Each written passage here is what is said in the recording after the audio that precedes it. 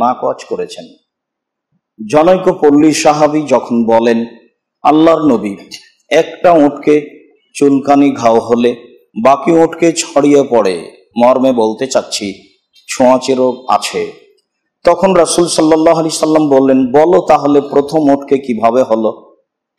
তখন পল্লীর মানুষ আর কিছু বলল না। রাসূল সাল্লাল্লাহু আলাইহি সাল্লাম বললেন, মনে রেখো, ইন্নাল্লাহা খালাকা কুল্লা নাফসিন ওয়া কাতাবা হায়াতাহা ওয়া মাউতাহা ওয়া রিজকাহা ওয়া মাসায়েবাহা। নিশ্চয়ই আল্লাহ তাআলা প্রত্যেকটা প্রাণীকে সৃষ্টি করেছেন, লিখে দিয়েছেন তার মরণ, লিখে দিয়েছেন তার জীবন, লিখে দিয়েছেন তার রুজি, লিখে দিয়েছেন বিপদ আপদ, অসুখ বিসুখ।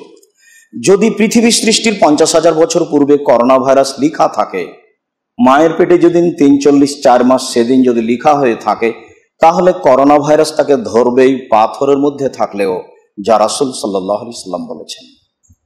সম্মানিত দিনী ভাই বোন, আমরা বলেছি যে মুখোশ পরে, মাস্ক পরে করোনা ভাইরাসকে ঠেকানো যাবে না। 3 ফুট পর পর দাঁড়িয়ে সালাত আদায় করে করোনা ভাইরাসকে ঠেকানো যাবে না। জুমার দিন 10 জন 5 ওয়াক্ত সালাতে 5 জন মিলে সালাত আদায় করে করোনা ভাইরাসকে ঠেকানো যাবে না। তবে রাসূল সাল্লাল্লাহু আলাইহি সাল্লাম পবিত্রতার যে পদ্ধতি বলেছেন, সেই পদ্ধতিতে পবিত্রতা অর্জন করলে আল্লাহ তাআলা করোনা ভাইরাস থেকে রক্ষা করবেন বলে আশাবাদী। তাই দীর্ঘ সময় ধরে আমরা পবিত্রতার আলোচনা করছিলাম। এক পর্যায়ে আমরা বলছিলাম যে আল্লাহর কাছে যদি বিপদ থেকে বাঁচতে হয়, যদি করোনা ভাইরাস মহামারী না হয়, যদি ছোঁয়াচে রোগ না হয়, তাহলে বালা মুসিবত বিপদ, তাহলে বাঁচতে হবে কি করে? বাঁচার জন্য আলোচনায় রেখেছিলাম যে এটা ওয়াবা, বিপদ হলে বাঁচার পথ: 1 সালাত, 2 দোয়া, 3 জিকির আজকার, 4 তাসবিহ তাহলিল ক্ষমা প্রার্থনা, 5 দান খায়রাত। রাসূল সাল্লাল্লাহু আলাইহি সাল্লাম বিপদ থেকে বাঁচার জন্য এই 5টি জিনিস উল্লেখ করেছেন। তার একটি ছিল সালাত।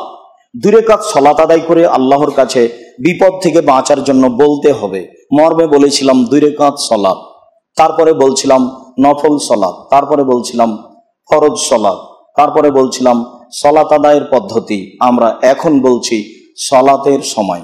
বিগত জুমায় আমরা সালাতের সময় সম্পর্কে আপনাদের সামনে আংশিক আলোচনা পেশ করেছি। আজকে সালাতের সময় সম্পর্কে আমরা বিস্তারিত আলোচনা করব বলে আশাবাদী। আমা তাওফিকি ইল্লা বিল্লাহ, আলাইহি তাওয়াক্কালতু ওয়া ইলাইহি উনীব। সম্মানিত দিনী ভাই বোন, সালাত নির্ধারিত সময়ে আদায় করার জন্য আল্লাহ তাআলা বলেন, ইন্নাস সালাতা কানাত আলাল মুমিনিনা কিতাবাম মাওকুতা। নিশ্চয় আল্লাহ তাআলা মুমিন পুরুষ নারীর উপরে সালাত নির্ধারিত সময়ে আদায় করার জন্য আদেশ করেছেন, নির্ধারিত সময়ে নির্ধারণ করেছেন। সকল পুরুষ নারীকে নির্ধারিত সময়ে সালাত আদায় করতে হবে মর্মে আল্লাহ তাআলা আদেশ করেন। আল্লাহ তাআলা বলেন, ওয়া আকিমিস সালাতা তারাফায়ান নাহার ওয়া যুলাফাম মিনাল লাইলি। পৃথিবীর মানুষ, তোমরা দিনের 2 অংশে সালাত আদায় করো আর রাতের কিছু অংশে সালাত আদায় করো। দিনের 2 অংশে, ফজর, জোহর, মাগরিব, ফজর, জোহর, আসর, এ হলো দিনের 2 অংশে 3 ওয়াক্ত। আর রাতের কিছু অংশ, তা হলো মাগরিব, এশা। আল্লাহ তাআলা অত্র আয়াতে দিনের 2 অংশে সালাত আদায় করতে বলে 5 ওয়াক্ত সালাত আদায় করার জন্য আদেশ করেন। তবে আল্লাহ তাআলা সময়গুলি নির্ধারণ করে বলেননি, যা রাসূল সাল্লাল্লাহু আলাইহি সাল্লাম বলেছেন। যারা পৃথিবীতে বলছে যে আমরা কোরআন মানি, হাদিস মানি না, যারা আহলে কোরআন, তারা সময় মতো সালাত আদায় করতে পারবে না, যার কারণে তারা মনে করে সালাত হলো 3 ওয়াক্ত। অথচ রাসূল সাল্লাল্লাহু আলাইহি সাল্লাম 5 ওয়াক্ত সালাতের কথা বলেছেন, 5 ওয়াক্ত সালাত আদায় করেছেন। অত্র আয়াতে আল্লাহ তাআলা দিনের 2 অংশ বলতে ফজর, জোহর, আসর 1 অংশ, মাগরিব, এশা 1 অংশ আল্লাহ তাআলা বলেন। ও যুলাফাম মিনাল লাইল, রাতের অংশই হচ্ছে মাগরিব আর এশা। আল্লাহ তাআলা অন্যত্রে বলেন, আকিমিস সালাতা লিদুলুকি শামসি ইলা গাসাকিল লাইল।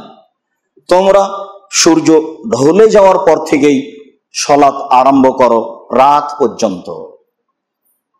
জোহর, আসর, মাগরিব, এশা ও কোরআন আল ফাজর, আর ফজরের সালাত আদায় করো।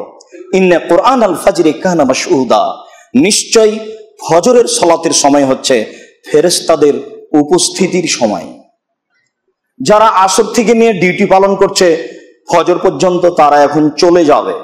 ফেরেশতাগণ 12 ঘন্টা ডিউটি পালন করেন বলে আল্লাহ তাআলা বলেন, রাসূল সাল্লাল্লাহু আলাইহি সাল্লাম বলেন 12 ঘন্টা ডিউটির সময়। যদিও আমাদের দেশে 8 ঘন্টা ডিউটি পালন করে বলে কর্মচারী লেবারেরা বলে থাকে, আসলে বাস্তবে 4-5 ঘন্টা করে কিনা আমি তা বাস্তব বুঝতে পারি না।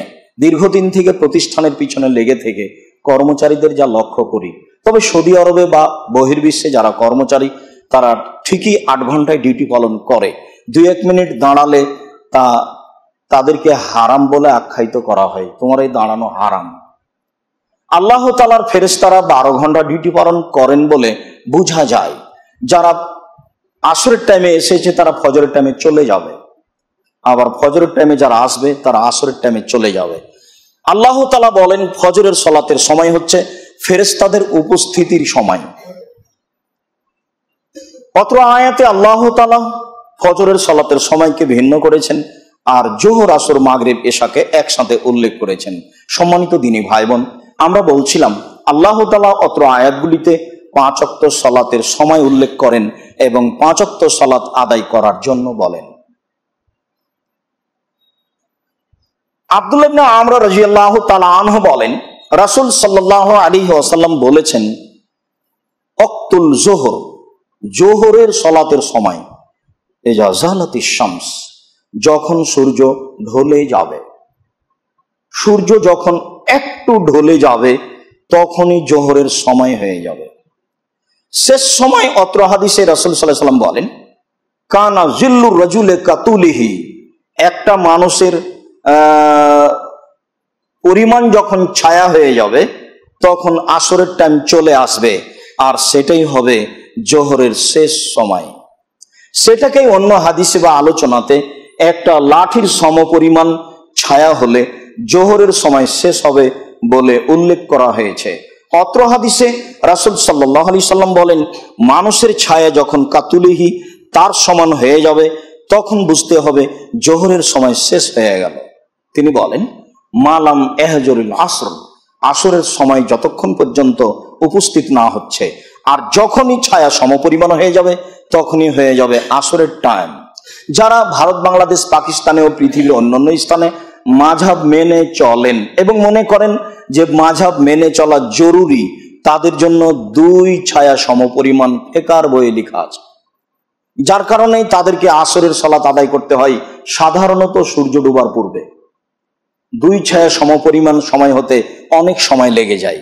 সম্মানিত দিনী ভাই বোন, রাসূল সাল্লাল্লাহু আলাইহি সাল্লাম এরপরে আসরের সালাতের কথা বলেন। তিনি বলেন, ওয়াক্ত সালাতিল আসর মালাম তাসফারি শামস, এবার আসরের শেষ সময়।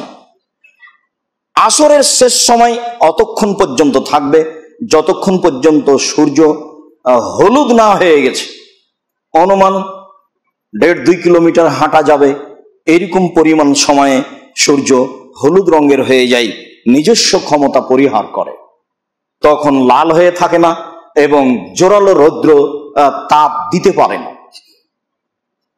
আর সেটাই হলো মানুষের সমান যখন ছায়া হবে তখন হবে আসরের প্রথম টাইম, আর যখন সূর্য হলুদ হয়ে যাবে তখন হবে আসরের শেষ টাইম। তিনি বলেন, ও সলাতুল মাগরিব মালাম এগেবি শাফাক, সূর্য ডুবলেই হয় মাগরিবের সময়। অন্য বুখারী মুসলিমের হাদিসে বলা হয়েছে, এজা ওয়াজাবাতিশ শামস, সূর্য ডুবলেই হয় মাগরিবের সময়।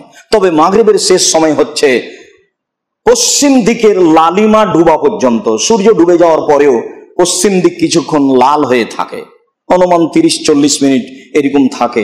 এইটা হচ্ছে মাগরিবের শেষ সময় ধরা যায়। আর যখন মাগরিবের শেষ সময় হবে তখনই হবে এশার প্রথম সময়।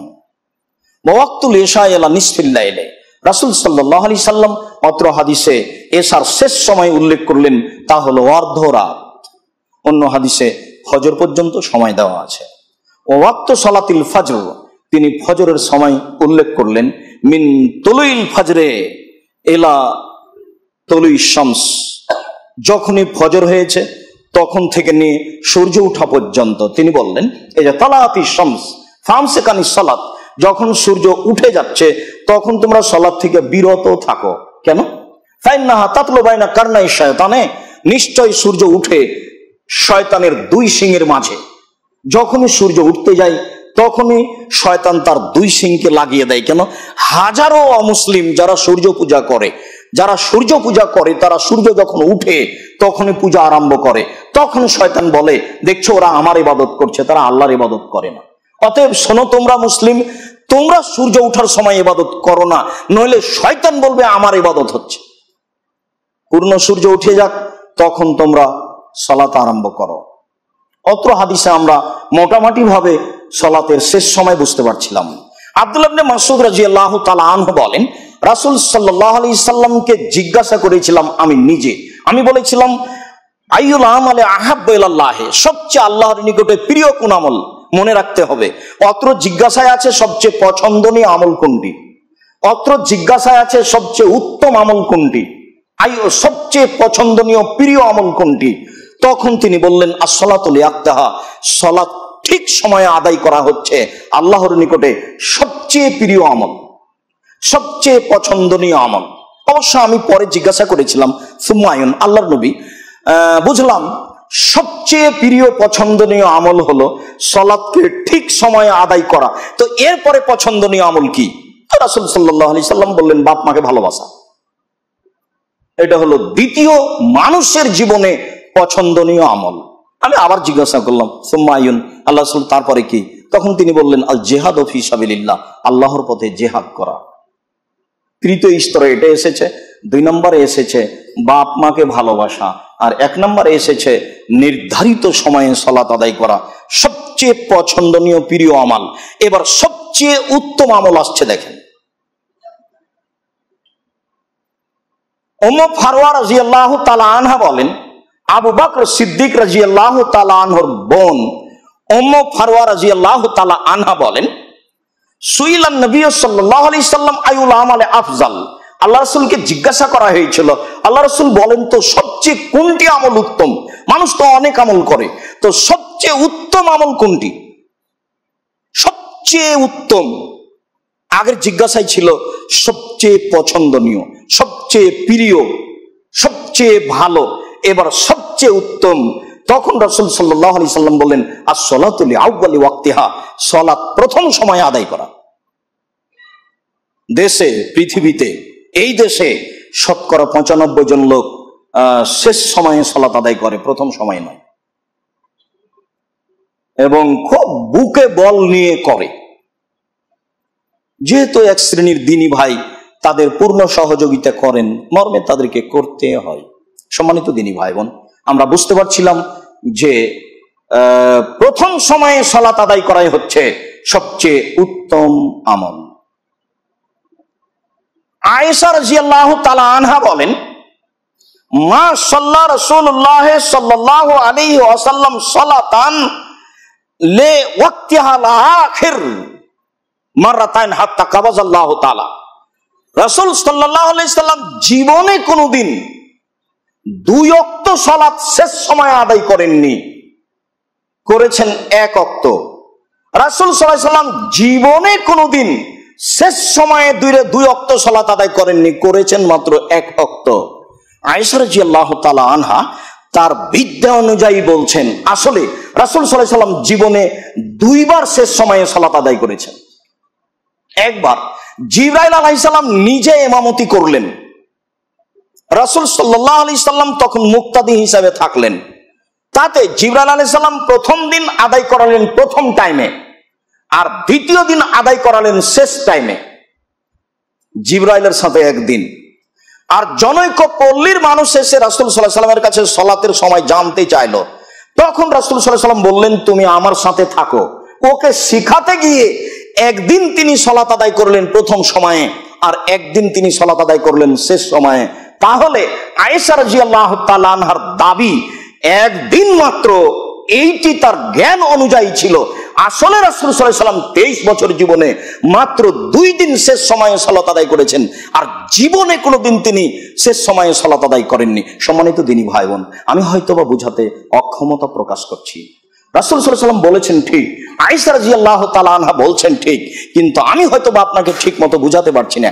আয়েশা রাদিয়াল্লাহু তাআলা আনহার দাবি যে রাসূল সাল্লাল্লাহু আলাইহি ওয়াসাল্লাম জীবনে কোনোদিন 2 ওয়াক্ত সালাত শেষ টাইমে করেননি।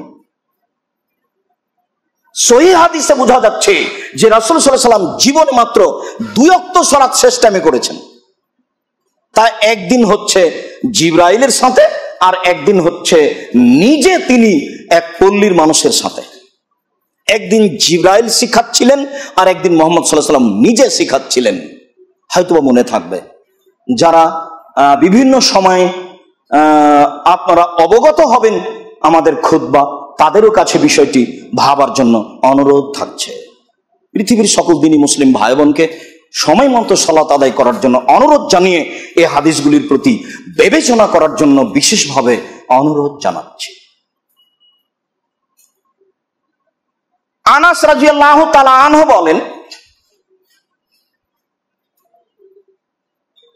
রাসূল সাল্লাল্লাহু আলাইহি ওয়াসাল্লাম বলেছেন, ইজা নাসিয়া আহাদুকুম সালাতান আও নামা আনহা ফাকাফফারাতুহা আয়ুসাল্লিহা ইযা যাকারাহা।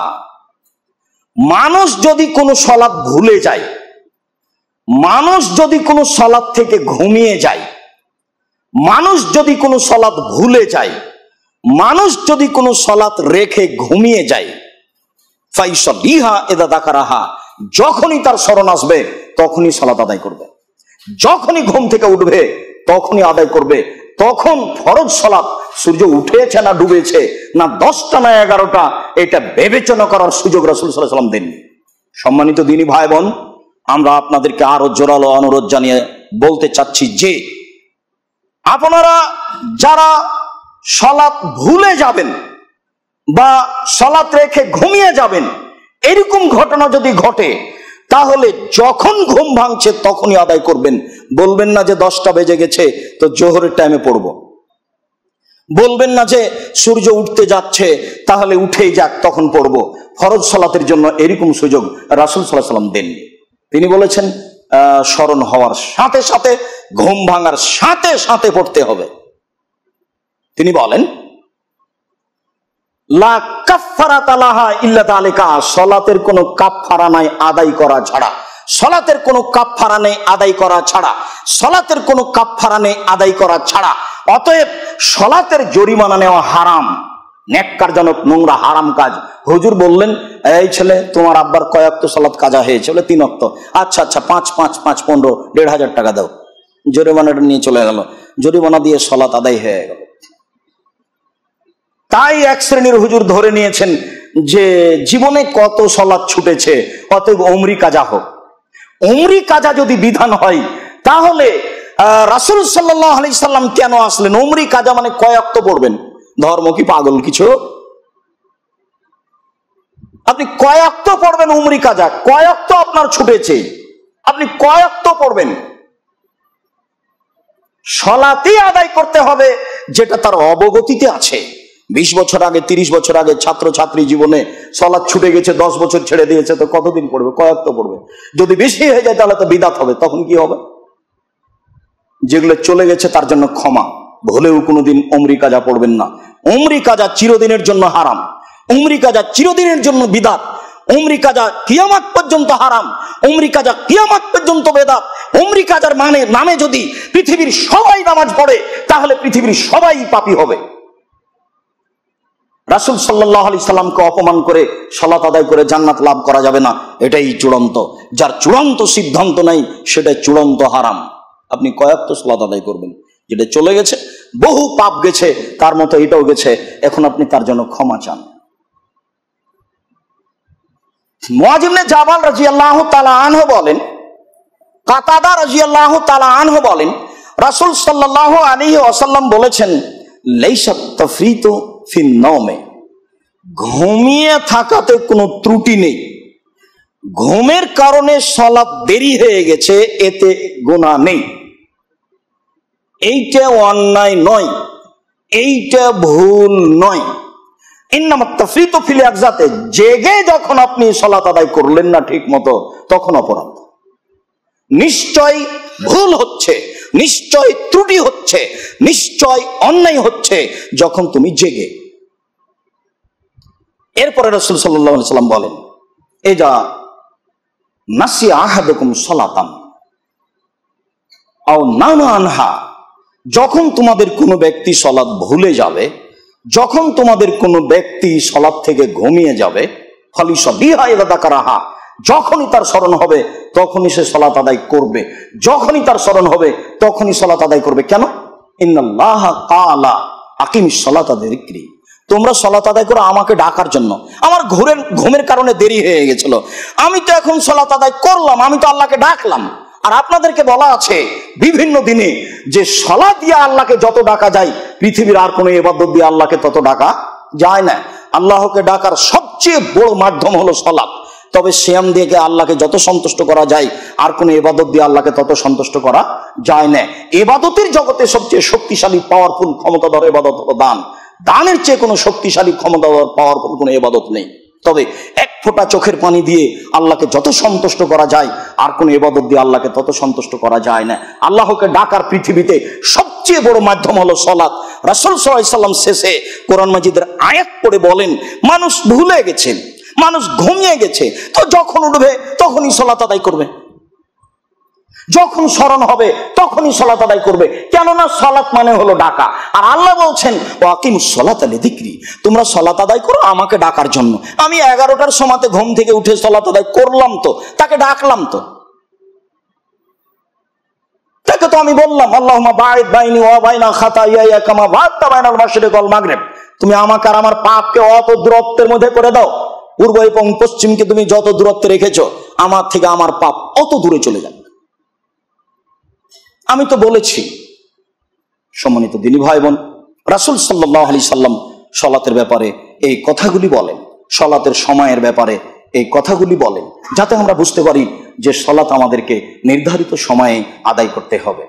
আবু হুরায়রা রাদিয়াল্লাহু তাআলা আনহু বলেন, রাসূল সাল্লাল্লাহু আলাইহি ওয়াসাল্লাম বলেছেন, লাউলা আসুক্কা আলা উম্মতি লা আমারতুহুম আন ইউসাল্লিয়া ইলা সুলুসিল লাইলি আন ইউসাল্লিয়াল ইশা ইলা সুলুসিল লাইলি ওয়া নিসফি, আমি যদি মানুষের উপরে ভারী মনে না করতাম তাহলে আমি মানুষকে আদেশ করে দিতাম যে এশার সালাত আদায় করবে রাতের 3 ভাগের 2 ভাগ পার হওয়ার পরে, 1 ভাগ পার হওয়ার পরে, অথবা অর্ধ রাত পার হওয়ার পরে আমি মানুষকে এশার সালাত আদায়ের জন্য বলে দিতাম। দেখবেন যে প্রায় মানুষই প্রায় মসজিদেই এশার সালাত আগে আগে হয়। রমজান মাস ব্যতীত রমজান মাসও হয়, এশার সালাতটা আগে আগেই হয়।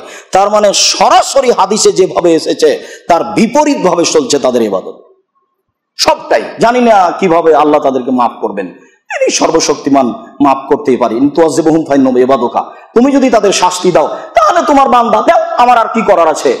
আইন তাগফির লাহুম ফাইন্নাকা আনতাল আজিজুল হাকিম, আর তুমি তাদের যদি ক্ষমা করো তাহলে তুমি পরাক্রমশালী, তুমি প্রজ্ঞাময়। তুমি ফেরাউনকে ক্ষমা করলে কে তোমাকে ঠেকাতে পারে?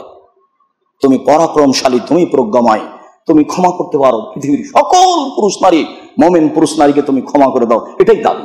আর তুমি তাদেরকে ঈমানের উপরে চলার সুযোগ করে দাও, এটাই দাবি। সম্মানিত দিনী ভাই বোন, আমরা সালাতের সময়ের উপরে বলছিলাম। আবু যার গিফারী রাদিয়াল্লাহু তাআলা আনহুর গুরুত্বপূর্ণ কথাটি। আবু যার গিফারী রাদিয়াল্লাহু তাআলা আনহু বলেন, রাসূল সাল্লাল্লাহু আলাইহি সাল্লাম আমাকে একদা বললেন, কাইফা আনতা, আবু যার গিফারী তুমি সেদিন কি করবে? আবু যার গিফারী সেদিন তুমি কি করবে? ইজা কানাত আলাইকা উমরাও ইয়াখিরুনা সালাতা আও তুআখিরুনা আল উমরাও আন ওয়াক্তিহা, যেদিন নেতারা সালাতকে নির্ধারিত সময় থেকে মেরে ফেলবে, যেদিন নেতারা দায়িত্বশীলরা এক শ্রেণীর মানুষ নির্ধারিত সময়ে সালাত আদায় করবে না, তখন তোমরা কি করবে? তখন আবু যার গিফারী বলছেন, ফাতামুরুনি, আপনি বলেন কি করতে হবে। মানুষ যদি নির্ধারিত সময়ে সালাত আদায় করতে না দেয় তাহলে কি করতে হবে আপনি বলেন। তখন রাসূল সাল্লাল্লাহু আলাইহি সাল্লাম বলছেন, সাল্লিস সালাতা লিওয়াক্তিহা, সালাত আদায় করো তার নির্ধারিত সময়ে, সালাত আদায় করো তার নির্ধারিত সময়ে, সালাত আদায় করো তার নির্ধারিত সময়ে। ফাইন আদরাকাহা মাহুম, তারপরেও যদি দেখো যে এখন তারা সালাত আদায় করছে আর এই সালাত তুমি তাদের সাথে যদি পাও, ফাসাল্লিহা, পড়ো। ফাইন্নাহা লাকা নাফিলা, তুমি যদি তাদের সাথে পড়ো তাহলে তোমার এটা নফল হয়ে যাবে, আর তুমি নির্ধারিত সময়ে পড়েছো এটা তোমার ফরজ হবে, আর এখন যে তুমি তাদের সাথে পড়ছো এটা তোমার নফল হবে। সম্মানিত দিনী ভাই বোন, অত্র বুখারী মুসলিমের হাদিসে বিগত জুমা থেকে আমরা অবগত হচ্ছি যে মানুষ যদি নির্ধারিত সময়ে সালাত আদায় না করে তাহলে আমরা বাড়িতে সে সালাত আদায় করে নিতে পারবো। বাড়িতে আমরা সেই সালাত নির্ধারিত সময়ে করে নিতে পারবো। এরপরে জামাত আমরা ধরতেও পারি, নাও ধরতে পারি। যদি জামাতে যাই তাহলে সেই সালাত আমার জন্য নফল হয়ে যাবে, আর যদি না যাই তাহলে আমার জন্য কোনো সমস্যা নেই, কেননা আমি ফরজ আদায় করে নিয়েছি। সম্মানিত দিনী ভাই বোন, আমরা এই হাদিসগুলিতে বুঝতে পারছিলাম সালাতের সময়, যা আমাদেরকে নির্ধারিত সময়ে আদায় করতে হবে। আল্লাহ তুমি আমাদেরকে নির্ধারিত সময়ে সালাত আদায় করার তৌফিক দান করো। আল্লাহু আমিন। আল্লাহুম্মা সাল্লি আলাইহি। আলহামদুলিল্লাহি ওয়াহদা ওয়াসসালাতু ওয়াসসালামু আলা মান লা নাবিয়্যা বা'দা। আলী রাদিয়াল্লাহু তাআলা আনহু বলেন, রাসূল সাল্লাল্লাহু আলাইহি ওয়াসাল্লাম বলেছেন, সালাসুন লা তুআখিরুহা। আলী, তিনটি কাজে দেরি করো না। আলী, তিনটি কাজে দেরি করো না। আলী, তিনটি কাজে দেরি করো না। এক, as-salatu ইযা আতাত, সালাতের সময় হয়ে গেলে দেরি করো না। সালাতের সময় হয়ে গেলে দেরি করো না। এই কাজ করে নিয়ে করব এই কথা বলা হবে না, এইটুকু করে নিয়ে করব এই কথা বলা হবে না। সালাতের সময় হয়ে গেলে দেরি করো না। দুই, ওয়া হাজরাতিল জানাজা, জানাজা চলে আসলে দেরি করো না। জানাজা উপস্থিত হলে দেরি করো না। মানুষ মারা গেলে তাড়াতাড়ি জানাজা করে মাটিতে দিয়ে দাও। কেন? ও যদি ভালো হয় তাহলে ভালোতে চলে যাবে, আর যদি খারাপ হয় তাহলে তাকে ওপরে রেখেছো কেন? ওর ক্ষতি যেটা সেটা মানুষের উপরে পড়ে, দেশের উপরে পড়ে, পশু প্রাণীর উপরে পড়ে, গাছপালার উপরে পড়ে, ওর পাপ সারা পৃথিবীর সবকিছুর উপরে ছড়িয়ে পড়ে। এ কথা মুহাম্মদ সাল্লাল্লাহু আলাইহি সাল্লাম বলে। যার জন্য ভালো মানুষ হলে ও বলে যে আমাকে তাড়াতাড়ি রেখে দাও, তাড়াতাড়ি কবরে রেখে দাও, আমাকে উপরে রেখেছো কেন? তো কবরে রাখার সাথে সাথে তার জান্নাতের সাথে সম্পর্ক শুরু হয়ে যাবে। তো উপরে রেখেছেন কেন? কোথায় ছেলে আসবে 3 দিন পরে, তার জন্য রেখে দেওয়া। যত তাড়াতাড়ি জানাজা দিয়ে মাটি দেওয়া যায়। আরব ভূখণ্ডে এইগুলো জিনিসগুলি নাই। 2 দিন 1 দিন রাখতে হবে। আলবানির মতো মানুষ মারা গেলেন, কখন মরলো কখন মাটি হলো পৃথিবীর কেউ জানে না। শেখ আব্দুল্লাহ বিন বাজ রাহিমাহুল্লাহর মতো মানুষ মারা গেল, কখন মরলো কখন মাটি হলো মানুষ জানে না। এটাই হতে হবে। জানাজা উপস্থিত হয়ে গেলে দেরি করো না। অল আইম্ম, বিধবা মহিলা, ফাইন ওয়াজাদালাহা কুফুয়ান, যদি তার কোনো স্বামী পাও, স্বামী নেই এমন মহিলা, তালাকপ্রাপ্তা মহিলা, যদি তার স্বামী পাও তাহলে তাড়াতাড়ি বিবাহের ব্যবস্থা করো। রাসূল সাল্লাল্লাহু আলাইহি সাল্লাম বলেন, আলী, 3টা কাজে দেরি করো না। তার 3 নম্বর কাজটি হলো, এই আইম্ম শব্দটি অবিবাহিত মহিলার উপরেও ব্যবহার হয় যার স্বামী নেই। তালাকপ্রাপ্তা মহিলাকে বোঝায় যার স্বামী নেই। স্বামী মারা গেছে এমন মহিলাকে বোঝা যায়। যদিও আমাদের দেশের মহিলারা 2-1টা সন্তান হওয়ার পরে যদি স্বামী মারা যায় বা দুর্ঘটনা ঘটে তাহলে ওই একটা সন্তান নিয়ে বাকি জীবন কাটাতে চায়। শরীয়ত মূলত এটা চায় না।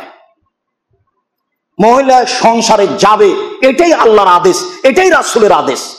একজন পুরুষের সাথে, স্বামীর সাথে তাকে জীবিকা নির্বাহ করতে হবে, স্বামীর সেবা করে দুনিয়ার একটা ঝামেলার মধ্যে থেকে ইবাদত করতে হবে, এটাই শরীয়ত। তাই রাসূল সাল্লাল্লাহু আলাইহি সাল্লাম আলীকে আদেশ করেন। সম্মানিত দিনী ভাই বোন, অত্র হাদিসে রাসূল সাল্লাল্লাহু আলাইহি সাল্লাম 3টি কাজ দ্রুত করার জন্য বলেন। তার একটি হচ্ছে সালাতের সময় হলেই সালাত আদায় করতে হবে। এখন আমরা আবারও আলোচনায় বুঝি ধারাবাহিক সালাতের সময়। ধারাবাহিক সালাতের সময়ে বুঝি ফজরের সালাত অন্ধকারে আদায় করতে হবে, এটাই ঠিক। মুহাম্মদ ইবনে আমর ইবনে হাসান ইবনে আলী, আলীর ছেলে হাসান, হাসানের ছেলে আমর, আমরের ছেলে মোহাম্মদ বলেন যে সালনা জাবির ইবনে আব্দুল্লাহ, আমরা জাবির ইবনে আব্দুল্লাহকে সালাতের ব্যাপারে জিজ্ঞাসা করেছিলাম। তাতে তিনি বলেছিলেন যে জোহরের সালাত যখন সূর্য ঢলে যাবে, আসরের সালাত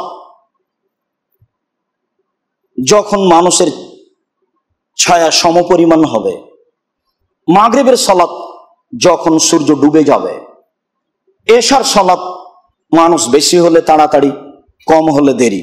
ফজরের সালাত অসুভা ফি গালাসিন, ফজরের সালাত আদায়ের জন্য রাসূল সাল্লাল্লাহু আলাইহি ওয়াসাল্লাম বলেছেন অন্ধকারে। হাদিস বুখারী মুসলিম। আয়েশা রাদিয়াল্লাহু তাআলা আনহা বলেন, লা ইসাল্লিন নবী সাল্লাল্লাহু আলাইহি সাল্লাম আল ফাজরা, রাসূল সাল্লাল্লাহু আলাইহি সাল্লাম ফজরের সালাত আদায় করতেন। ওয়া তানসারিফুন নিসাও মুতালাফিয়াতিন বিবুরুতিহিন্না, মহিলারা ফজরের সালাত আদায় করে বাড়ি চলে যেত চাদর গায়ে দিয়ে। মায়রুফনা মিনাল গালাসে, অন্ধকারের কারণে চিনা যেত না, অন্ধকারের কারণে চিনা যেত না। ফজরের সালাত এমন সময়ে আদায় করে চলে যেত। তাহলে বোঝা যাচ্ছে ফজরের সালাত অন্ধকারে আদায় করতে হবে।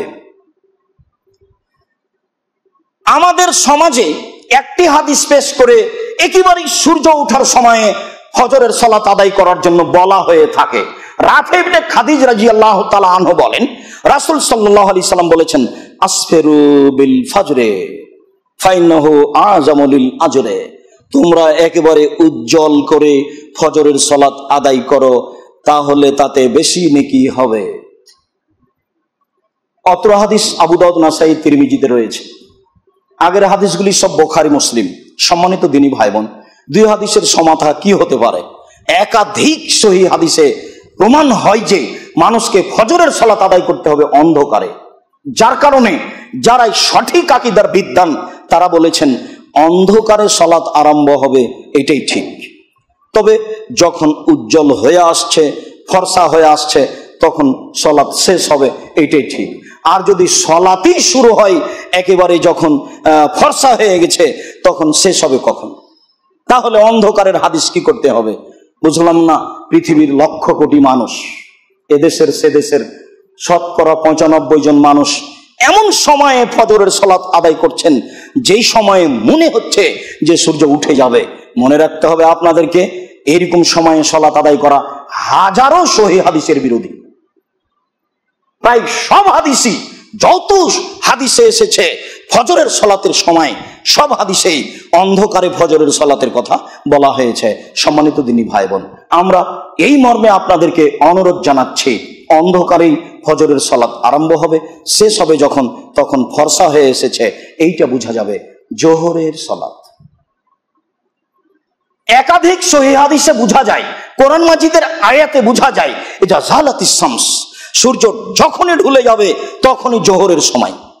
আল্লাহ তাআলা যেভাবে বলছেন আকিমিস সালাতা লিদুলুকিশ শামস, যখনই সূর্য ঢলে যাবে তখনই তোমরা সালাত আদায় করো, জোহরের সালাত। এতটুকু বলা যেতে পারে যে জোহরের সালাত গরমের টাইমে হবে একটু দেরিতে, আর ঠান্ডার টাইমে হবে আগে। তাতে বোঝা যায় যে ঠান্ডার সময়ে জোহরের সালাত আদায় করতে হবে 12:30 পৌনে 1টায়, আর গরমের দিনে জোহরের সালাত আদায় করতে হবে পৌনে 1টা, 1টা 5-10 এরকম সময়, 1:30 2টায় জোহরের সালাত আদায় করতে হবে। এইটা জোহরের সালাতের সময় নয়। আসরের সালাত, সম্মানিত দিনী ভাই বোন, আসরের সালাতটি অতীব গুরুত্বপূর্ণ বিষয়। যত হাদিস এবং আয়াত এসেছে সব আসরের সালাতের উপরে খুব চাপাচাপি, আসরের সালাতের সময়ের উপরে খুব জোরালো আলোচনা।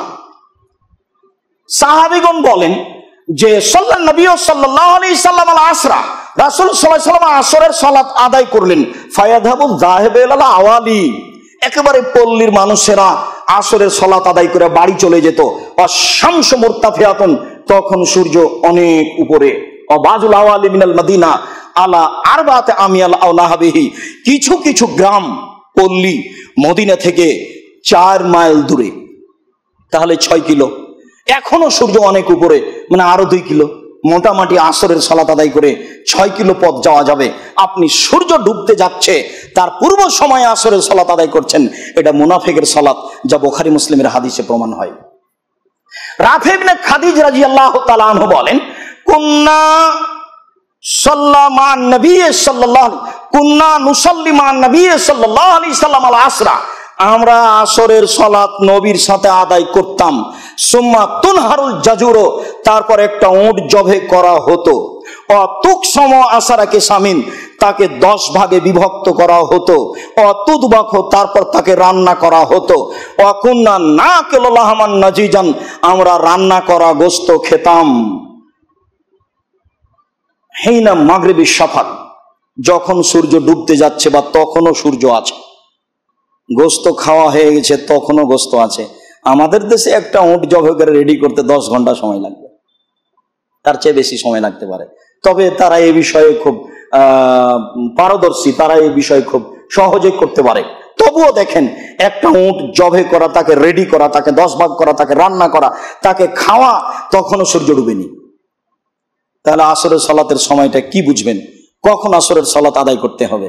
রাসূল সাল্লাল্লাহু আলাইহি ওয়াসাল্লাম বলছেন, তিলকা সালাতুল মুনাফিক, আরে সেই সালাত তো মুনাফিকের সালাত। তিলকা সালাতুল মুনাফিক, আরে সেই সালাত তো মুনাফিকের সালাত। কোনটা মুনাফিকের সালাত?